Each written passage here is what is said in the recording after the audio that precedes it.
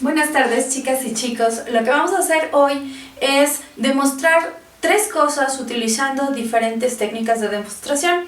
Es decir, vamos a tratar de demostrar de manera directa, de manera indirecta, utilizando la contrapositiva o bien la reducción al absurdo o demostrar por contradicción.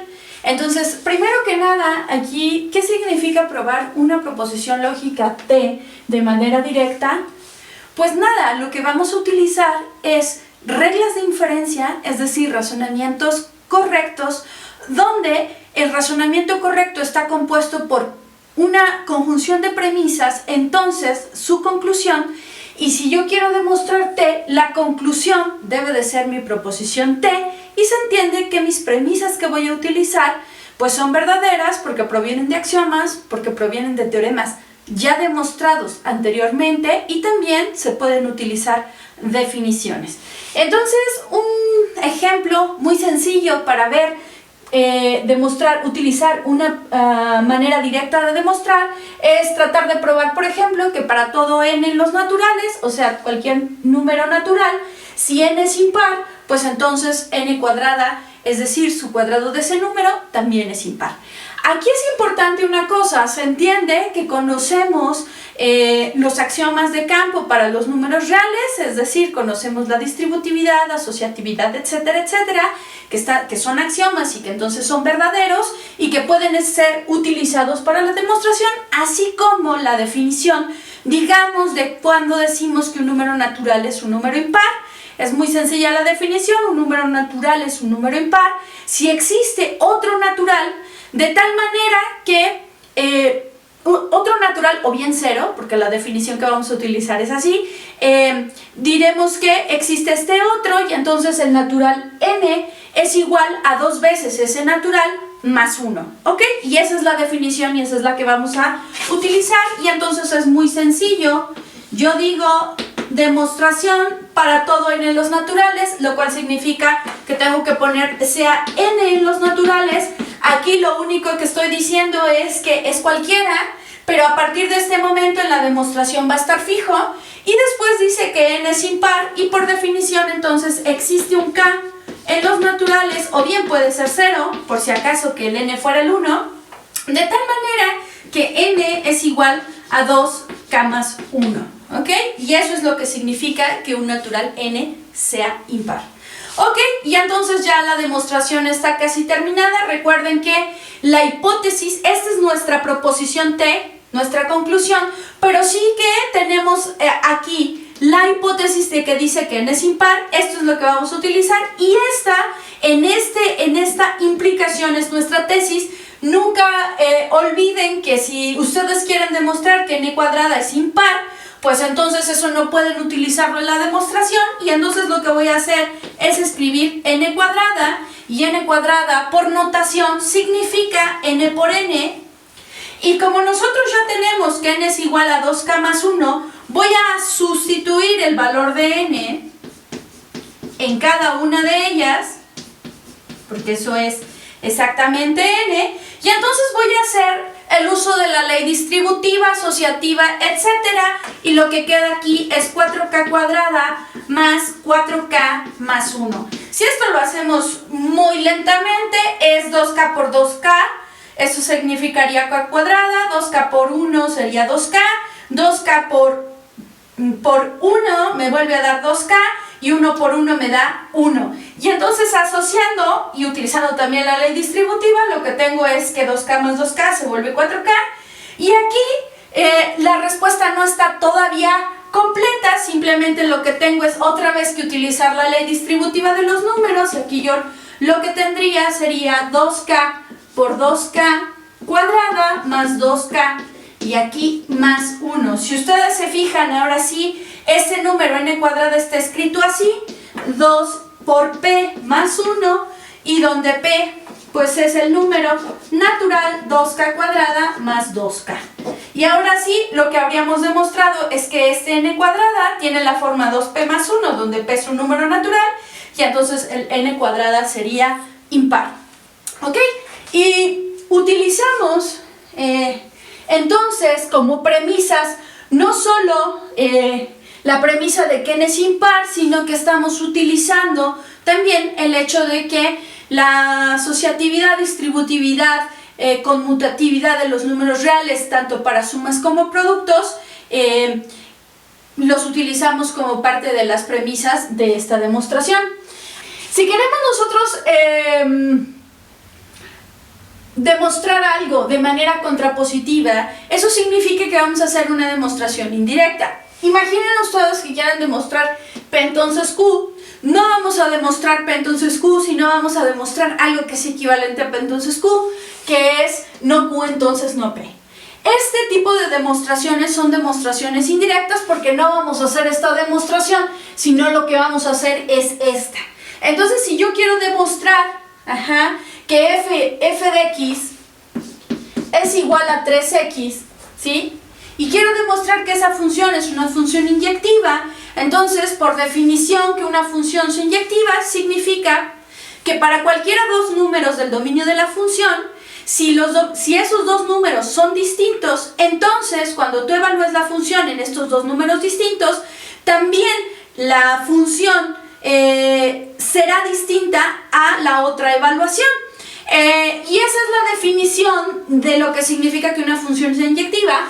Ahora, si yo quiero demostrar esto utilizando la contrapositiva, voy a hacer lo siguiente. Se entiende que si no nos dicen cuál es el dominio de la función, se entiende que es el dominio máximo, que son los números reales, el dominio de esta función, y entonces digo yo, sea x1, bueno, digamos x0, x1 en los reales, es decir, en el dominio de la función f, y no vamos a suponer que los dos son distintos, sino más bien vamos a hacerlo de esta manera. ¿Qué es lo que yo quiero demostrar? Que no suceda Q, es decir, que no suceda que son distintos. Supongamos entonces sean x0, x1, tal que, o tales que, la función f en x0 coincide con f de x1, que si ustedes se fijan es la negación de la parte de aquí, o sea, no Q, que en el caso de mi definición decía si los elementos del dominio son distintos, entonces cuando los evalúes en la función serán distintos, por entonces sean dos cuyas imágenes son iguales. Y entonces hacemos una sustitución de lo que significa evaluar la función en x0, y entonces yo tengo aquí a 3x0 debe de ser igual a 3x1, y como decía yo, todas las axiomas y teoremas que hemos utilizado antes, o propiedades que tienen los símbolos relacionales, como el símbolo igual, pues lo que hacemos aquí es multiplicar por 1/3 en la igualdad en cada uno de los lados, y entonces no se altera, y lo que obtenemos es que x0 es igual a x1, y si se fijan, lo que obtuvimos precisamente es la negación de P de la definición de inyectividad, y entonces lo que hemos demostrado entonces es que F es inyectiva. Y si se fijan, no lo hicimos con la definición concreta de qué significa ser inyectivo, sino utilizar su contrarrecíproca. Finalmente, ¿cómo se hace una demostración indirecta por contradicción? La estructura de una prueba que está hecha por contradicción es la siguiente. Si tú quieres demostrar T y lo quieres hacer por contradicción, entonces lo que haces es negar T, y si niegas T, implicas R y no R, lo cual es una contradicción. R y no R es un tipo de proposición lógica que si tú le haces la tabla de verdad, pues siempre es falsa, y a eso se le llama contradicción. Entonces, demuestre, por ejemplo, vamos a demostrar que el 0 es menor que 1 por contradicción. Se entiende que aquí lo que tenemos como axiomas son los axiomas de campo, ya los tenemos, los axiomas de campo para los números reales, y también tenemos los axiomas de orden para los números reales, que son 4, la transitividad, la tricotomía, la consistencia de suma y la consistencia de producto, ¿sí? Y entonces, ¿qué es lo que vamos a hacer? Por axiomática de campo, nosotros sabemos que existen dos números particulares en los reales, que son el 0 y el 1, y que están, digamos, definidos, bueno, más bien, que existen por axiomática, pero que sus propiedades son importantes. El 0 es el neutro aditivo y el 1 es el neutro multiplicativo, pero en la axiomática dice que estos dos números reales son distintos. Entonces, nosotros queremos demostrar que 0 es menor que 1, pero sabemos por tricotomía, y eso sí ya es un axioma de orden, que dados dos números reales ocurre una y solo una cosa de 3. O esos números son iguales, o bien uno es menor que otro, o viceversa.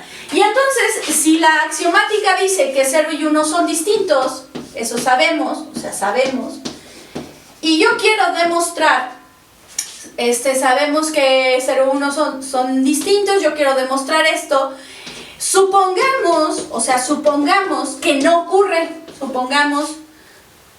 vamos que no ocurre 0 menor que 1, y si 0 no es menor que 1, entonces lo que estamos suponiendo es que 1 es menor o igual a 0, que es la negación de esto.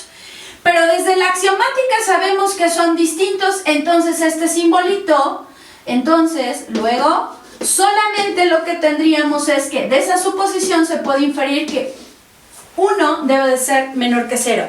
Recuerden, estamos haciendo esta prueba por contradicción, estoy suponiendo lo contrario a lo que yo quiero demostrar. Aquí está la negación de t, y como sabíamos en la axiomática que 0 y 1 son distintos, pues entonces es menor estricto. Y vamos a llegar con esta suposición a una contradicción, y lo que vamos a hacer aquí, que es una de las cosas de la axiomática de orden, es que podemos sumar en ambos lados un mismo número.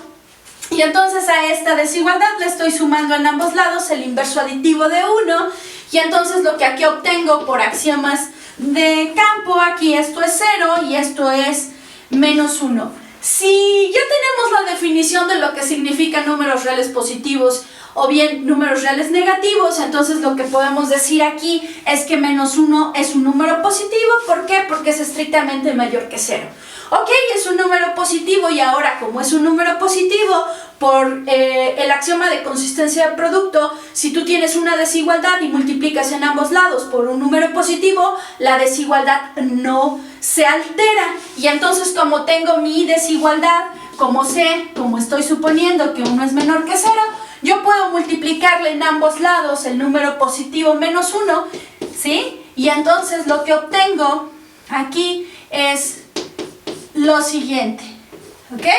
Por menos 1 por 1 es menos 1, y esto sería menor que menos 1 por 0, y eso ya se tiene un teorema, obviamente probado antes, que 0 multiplicado por cualquier número real es 0, y entonces aquí ya ocurre una contradicción. Nosotros dijimos que menos 1 era estrictamente mayor que 0, y ahora está resultando que por la suposición sale que menos 1 también es menor que 0, y esto es una contradicción, ¿no? Contradicción. ¿A qué?